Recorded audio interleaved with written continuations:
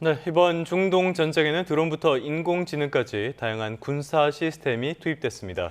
우리나라가 수출한 국산 무기도 동원됐는데요. 김용현 동국대학교 북한학과 교수와 자세한 내용 살펴보겠습니다. 교수님 나와 계십니까? 네, 안녕하십니까? 네, 교수님 안녕하십니까? 네. 자, 최근에 이라크 쪽의 쿠르드족이 지상전에 나섰다라는 소식도 전해지면서 전쟁이 굉장히 격화되고 있는 것 같은데요. 오늘은 이번 전쟁에 투입된 무기라든지 무기 체계에 대해서 살펴보도록 하겠습니다. 미국이 최첨단 무기를 많이 동원하고 있는 것 같아요. 어떤 무기들이 투입돼 있습니까? 지금 미국의 첨단 무기의 거의 전시장 같은 그런 상황이다 이렇게 말씀드릴 수가 있을 것 같은데요. 예. 우선 이제 미국의 전략 폭격기를 한번 봐야 됩니다.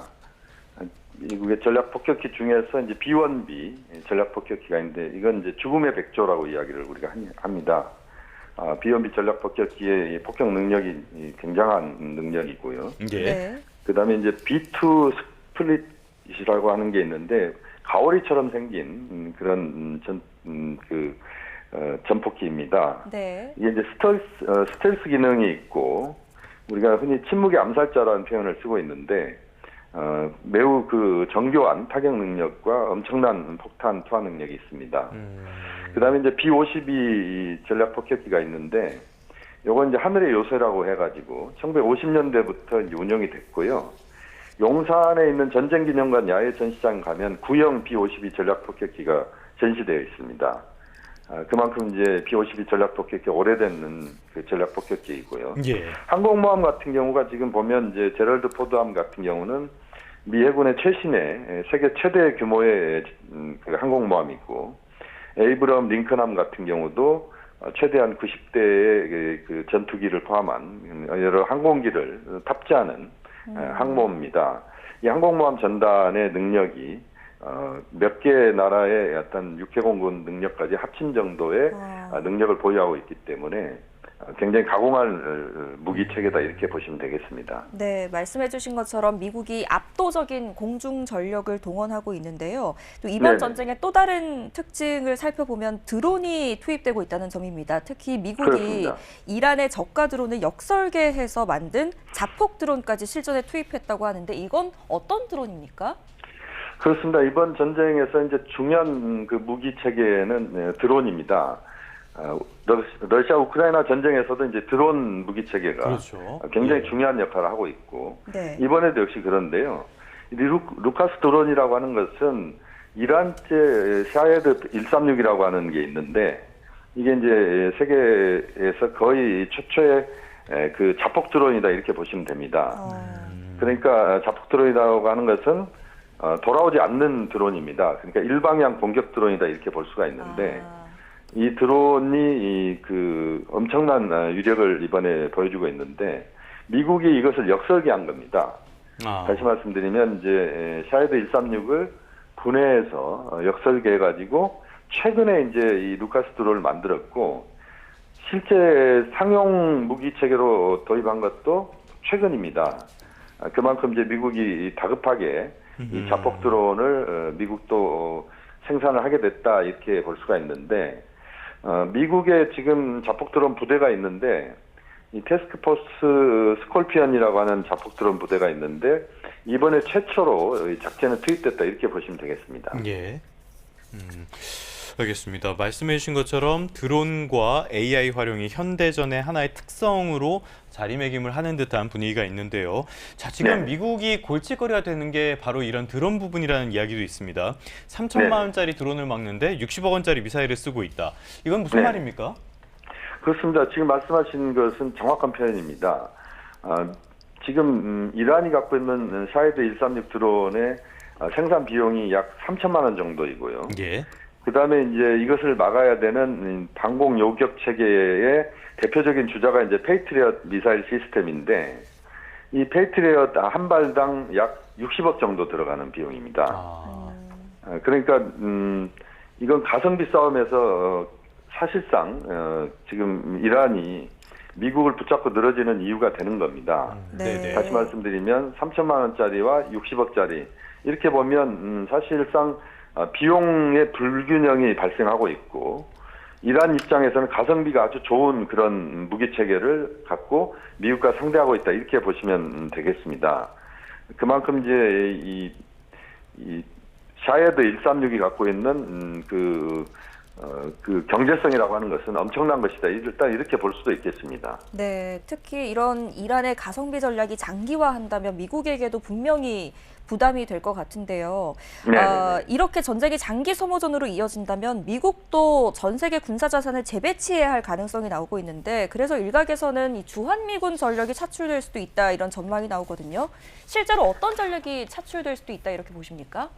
그렇습니다. 지금 미국과 이란이 지금 소모전을 펼치고 있다 이렇게 보셔도 되는데 이 소모전이 장기화될 경우에는 또는 지금 상황에서 주한미군의 전력이 일부 차출될 수 있다. 이건 가능성의 영역에서 현실이 될 수도 있습니다. 네. 실제 이제 어떤 무기 체계가 차출될 수 있느냐 이렇게 보면 우선은 이제 전술 지대지 미사일 시스템인 에이테킴스라고 하는 게 있습니다. 예. 이건 이제 오랫동안 한국에서 미군이 보유하고 있는 전술 지대지 미사일 시스템인데 요게 이제 동원될 가능성이 있고요. 예. 그다음에 우리가 흔히 잘 아는 페이트리엇 미사일 시스템 팩3라고 하는 게 있는데 이게 이제 탄도미사일 방어하는 요격 체계인데 요것도 지금 지난해 그 12일 전쟁이라고 하는 게 6월 달에 있었습니다. 그렇죠. 예. 그때 이제 주한미군의 페이트리엇 2개 포대가 중동에 순환 배치가 됐고 아직 돌아오지 않았습니다. 네. 그다음에 이제 또 하나 그 무기 체계 중에 우리가 잘 아는 건데요. 고고도 미사일 방어 체계인 사드가 있습니다.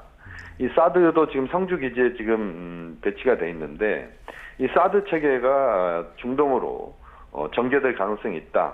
그러니까 전쟁이 지금 상황에서도 무기 체계가 지금 이란 미국 전쟁에 동원될 가능성이 있고 전쟁이 장기화되면 주한미군의 차출도 불가피한 것 아니냐 이런 이야기도 나오고 있습니다.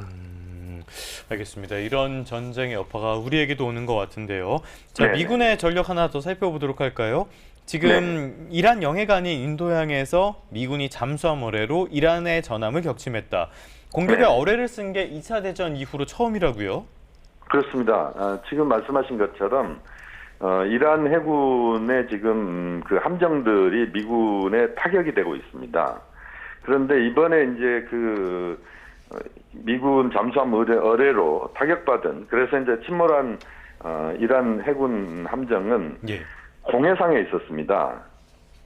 그러니까 인도양에서 작전을 하고 있었는데, 네. 그러니까 이란 해군 입장에서는 좀 방심했을 가능성이 있는데,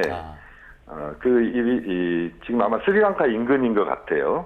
그쪽에서 이제 공격형 어뢰로 침몰을 했고 100여 명이 지금 실종됐고 일부는 지금 스리랑카 해군이 이들을 구조했다 이렇게 지금 보도가 되고 있습니다. 네. 그만큼 지금 미국 입장에서는 이란의 해군력을 무력화시키는 이게 지금 작전에서 중요한 그런 좌표다 이렇게 보셔도 될 것 같습니다. 네, 그런데 피격된 이란 전함 가운데 일부는 한국에서 만들어진 선박을 개조해서 사용한 것이다 이런 보도가 나오고 있거든요. 이게 네네. 원래는 한국에서 상업용으로 건조한 선박인데 이란이 이걸 군사용으로 개조를 했다 이런 말인가요?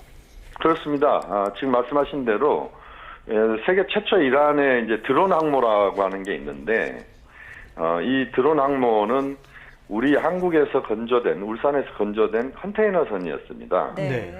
이 컨테이너선의 이제 사출 기능 그리고 이제 그 점프 기능을 일부 개조를 해서 만들어 가지고 이란이 그 군용 헬기랄지 소형 자폭 드론을 운영하는데 활용을 했다 이렇게 보시면 됩니다. 그러니까 사실 이제 우리가 전쟁에 개입한 건 전혀 아니고 우리 한국에서 만든 컨테이너선이 이란이 이제 컨테이너선을 보유하고 있었고 이걸 이제 개조한 겁니다. 그래서 이제 이번 그 자폭 드론을 활용하는 데 있어서 이 컨테이너선으로 만들어진 이제 드론 항모가 활용된 것이고 미군이 아마 이건 그 격침시킨 걸로 지금 그렇게 알려지고 있습니다.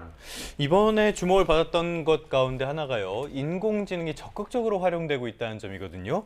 인공지능 지금 전쟁에 어떻게 활용되고 있습니까? 그러니까 이 인공지능 활용의 예는 이번 개전 초기에 우리가 알 수가 있는데 그 미군이 한 1,000개 정도의 그 공격 좌표를 처음부터 설정을 했습니다.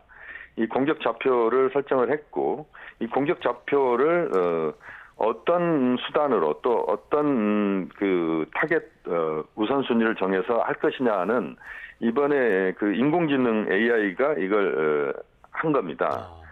다시 말씀드리면 MMS라고 그래가지고 메이븐 스마트 시스템이라고 하는 게 미국의 그 회사인 미국의 군사 관련된 인공지능 회사에서 네. 이걸 만든 겁니다. 팔란티어사라고 하는 회사에서 만든 건데 이게 이제 공습 계획을 그 미군이 다듬는 동안에 이 MMS 시스템이 작동하면서 수백 개의 표적을 동시에 제한하고 정확한 좌표를 제공하고 그 중요도에 따라서 타격의 우선순위를 정하는 이걸 그 인공지능이 한 겁니다. 그래서 이 인공지능이 아주 이번 개전 초기에 미군의 어떤 그 공격에 있어서 톡톡한 역할을 했다. 이렇게 지금 평가가 되고 있고요. 대체로 이제 인공지능 부분이 이번 전쟁에서도 적극적으로 활용되고 있는 것들은 다양하게 나타나고 있습니다. 네. 자, 지금까지 공중과 지상 또 해상 전투 그리고 투입된 무기까지 살펴봤다면 최근에는 미국이 이런 군사 작전뿐 아니라 이란 네. 하메네이 제거 같은 과격한 모습을 보여주고 있거든요. 혹시 북한에도 비슷한 위협이 있을 가능성은 어떻게 보십니까? 북한의 위협의 가능성은 그렇게 높다고 보지는 않습니다. 네. 왜냐하면 이제 그 북한이 갖고 있는 것은 핵을 보유하고 있고요. 그다음에 ICBM 대륙간 탄도미사일을 이미 확보한 나라입니다. 그러니까 지금 이란 같은 경우는 핵을 보유하려고 하는 나라이고 ICBM을 갖고 있지도 않습니다. 그리고 또 북한이 갖고 있는 것은 이제 지정학적인 이점인데요. 중국, 러시아, 그다음에 일본이 있고 또 한국과는 바로 국경을 맞대고 있습니다. 그러니까 휴전선이 있는 것이죠. 그러니까 미국 입장에서는 북한에 대한 이란식 공격은 현실적으로 좀 어렵다 이렇게 지금 판단하고 있고 계속 그 부분에 있어서는 미국은 북한 공격에 대한 의사가 없는 걸로 그렇게 지금은 계속 이야기가 나오고 있고요. 실제 그 북한을 공격하는 것은 현실적으로 대단히 어려운 그런 상황이다 이렇게 말씀드릴 수 있겠습니다.